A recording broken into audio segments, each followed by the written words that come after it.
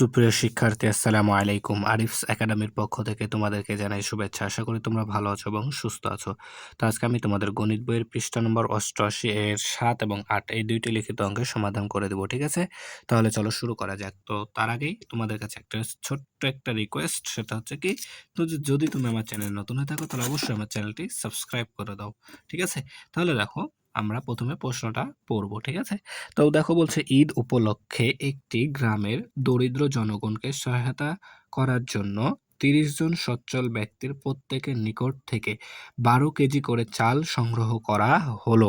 তাহলে ৩০ জন সচ্ছল ব্যক্তি, ঠিক আছে? ৩০ জন সচ্ছল ব্যক্তি, আমি যদি সহজ কথায় বলি তাহলে যারা বড় লোক, ঠিক আছে? আমাদের গ্রাম্য ভাষা যেটা, বড় লোক যারা, এরকম ৩০ জন বড়লোক ব্যক্তির কাছ থেকে, ঠিক আছে? প্রত্যেকের নিকট থেকে, মানে একজন দিয়ে ৩০ জনের কাছ থেকে ১২ কেজি করে চাল সংগ্রহ করা হলো। সংগৃহীত চাল ১৮টি দরিদ্র পরিবারের মধ্যে সমানভাবে ভাগ করে দিলে প্রত্যেক পরিবার কত কেজি করে চাল পাবে, ঠিক আছে? দেখো, প্রথমে আমরা ৩০ জনের কাছে ১২ কেজি করে তুললাম, দিয়ে যে মোট চাল উঠবে ওই চালটাকে আমরা ১৮টি পরিবারের মধ্যে সমানভাবে ভাগ করে দেব। তাহলে প্রত্যেক পরিবার, অর্থাৎ একটি পরিবার কয় কেজি করে চাল পাবে সেটা আমাদেরকে বের করতে হবে, তাই না? তাহলে আমরা প্রথমে যে আমাদের ৩০ জন ব্যক্তির কাছ থেকে যে চালটা তুলছি, তো ৩০ জন ব্যক্তির কাছে আমরা মোট কত কেজি চাল পাবো সেটা আগে আমাদেরকে বের করতে হবে এখান থেকে, তাই না? তাহলে আমরা লিখতে পারি যে একজন সচ্ছল ব্যক্তি, একজন সচ্ছল ব্যক্তি চাল দেন কয় কেজি? ১২ কেজি। ১২ কেজি। তাহলে আমরা কয়জনের কাছ থেকে তোলা হয়েছে? ৩০ জনের কাছ থেকে। তাহলে আমরা এখন লিখি, অতএব ৩০ জন সচ্ছল ব্যক্তি চাল দেন। তাহলে একজন যদি ১২ কেজি দেন তাহলে ৩০ জনে আরো বেশি দিবে, তাই না? তাহলে বেশি দিলে গুণ করতে হবে। তাহলে ৩০ গুণন ১২ কেজি। তাহলে এখন যদি আমরা এটা গুণ করি, তাহলে দেখো ৩০ কে ১২ দ্বারা গুণ করো, তাহলে ২ শূন্য শূন্য, ৩ দুগুণ ৬, একটা শূন্য, ১ শূন্য শূন্য, ৩ একে ৩, ঠিক আছে না? তাহলে ০ ৬ ৩। তাহলে আমরা দেখো পাচ্ছি ৩৬০ কেজি। তাহলে আমরা ১২ জনের কাছ থেকে ৩০ জনের কাছ থেকে ৩৬০ কেজি চাল পাচ্ছি। তাহলে ৩৬০ কেজি। তাহলে এই ৩৬০ কেজি চালেই তো আমরা ১৮ জনকে ভাগ করে দিতে পারবো, অর্থাৎ ১৮টি পরিবার চাল পাবে ৩৬০ কেজি, তাই না? তাহলে আমাদেরকে এখন একটি পরিবারের জন্য বের করতে হবে। তাহলে আমরা এখানে আবার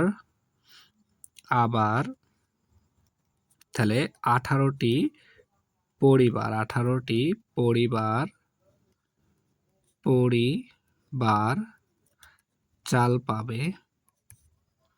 পাবে সমান, আচ্ছা, সমান না, ৩৬০ কেজি, তাই না? তাহলে ১৮টি পরিবার চাল পাবে আমাদের ৩৬০ কেজি। তাহলে একটি পরিবারের জন্য বের করতে হবে, তাই না? তাহলে অতএব একটি পরিবার চাল পাবে। তাহলে দেখো, ১৮টি পরিবার যদি ৩৬০ কেজি পায় তাহলে একটি পরিবার আরো কম পাবে। আর কম পেলে আমাদেরকে কি করতে হবে? ভাগ করতে হবে। তাহলে ৩৬০ ভাগ ১৮ কেজি, ঠিক আছে? তাহলে আমরা এখন যদি ৩৬০ কে ১৮ দ্বারা ভাগ করি, দেখো, তাহলে ১৮, এখানে ২টা সংখ্যা, এখানে ২টা সংখ্যা নিতে হবে, তাই না? তাহলে ৩৬। তাহলে ১৮ ঘরের নামতা আমাদেরকে ৩৬ পর্যন্ত পড়তে হবে। তাহলে ১৮ কে ১৮, ১৮ দুগুণ ৩৬। তাহলে ৬ থেকে ৬ বাদ দিলে ০, ৩ থেকে ৩ শূন্য বাদ দিলে শূন্যের দাম নাই। কিন্তু এই শূন্যের দাম আছে। এই শূন্য এখানে নেমে গেল। ১৮ শূন্যে ০, ০ থেকে ০ বাদ দিলে ০, তাহলে ২০ কেজি। তাহলে একটি পরিবার পাচ্ছে আমাদের, দেখো, ২০ কেজি। তাহলে উত্তর ২০ কেজি, ঠিক আছে? উত্তর ২০ কেজি, ঠিক আছে? তাহলে আশা করি তোমরা অঙ্কটা বুঝতে পারলা, ঠিক আছে? এরপরে চলো ৮ নাম্বারটা সমাধান করি।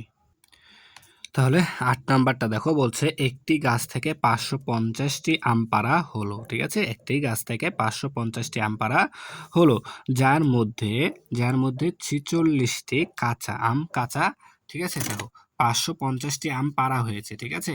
যার মধ্যে ৪৬টি আম কাঁচা। পাকা আমগুলো ৮ জনের মধ্যে সমানভাবে ভাগ করে দিলে প্রত্যেকে কয়টি করে আম পাবে, ঠিক আছে? তাহলে দেখো, এখানে আমরা কি আম পেড়েছি ৫৫০টি, এর মধ্যে ৪৬টি কাঁচা, হ্যাঁ? আর আমরা ভাগ করে দিচ্ছি কোন আমগুলো? দেখো পাকা আমগুলো। পাকা আমগুলো ৮ জনের মধ্যে ভাগ করে দিচ্ছি। তাহলে আমাদেরকে এখানে আম দেওয়া আছে, তাই না? হ্যাঁ? পাকা এবং কাঁচা ২ ধরনের আমই একসাথে দেওয়া আছে। তাহলে আর বলা হচ্ছে যে ৪৬ টি আম কাঁচা আছে। তাহলে এখন আমাদেরকে পাকা আমের সংখ্যা কিন্তু দেওয়া নাই।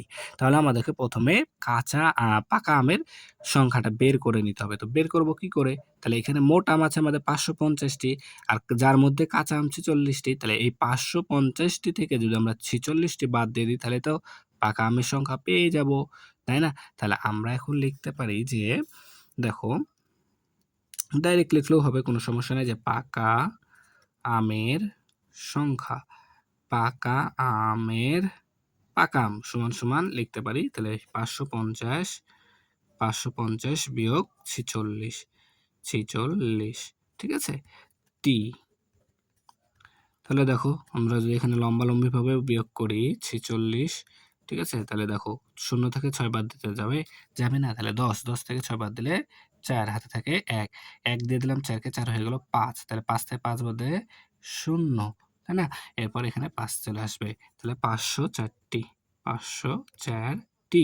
তাহলে এই যে এই ৫০৪টি কি আমাদের পাকা আম আছে। তাহলে এই পাকা আমগুলো আমরা ৮ জনকে সমান করে ভাগ করে দেব, তাই না?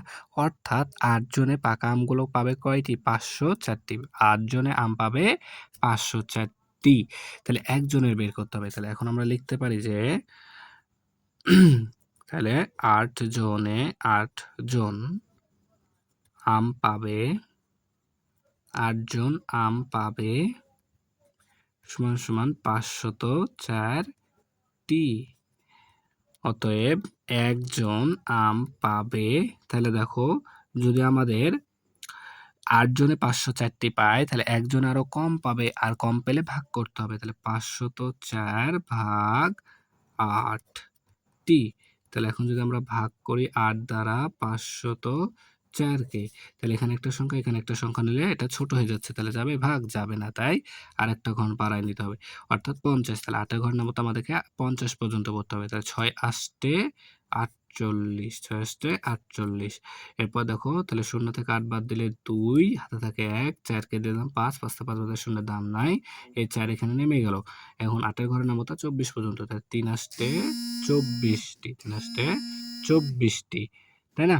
তাহলে দেখো ৩ আষ্টে ২৪, ২৪। তাহলে আমাদের ভাগফল ৬৩। অর্থাৎ তাহলে দেখো একজনে ৬৩ করে কি আম পাবে, একজনে ৬৩ করে আম পাবে, তাই না? তাহলে উত্তর আমাদের আসলো উত্তর উত্তর ৬৩টি। ঠিক আছে না? তাহলে আশা করি তোমাদেরকে বুঝাতে পেরেছি। ঠিক আছে? তাহলে আজকে এই পর্যন্তই। ভিডিওটি ভালো লাগলে অবশ্যই লাইক, কমেন্ট, শেয়ার করতে ভুলবে না এবং পরবর্তী ভিডিও সবার আগে পেতে আমাদের চ্যানেলটি সাবস্ক্রাইব করে রাখো। আল্লাহ হাফেজ। আসসালামু আলাইকুম ওয়া রাহমাতুল্লাহ।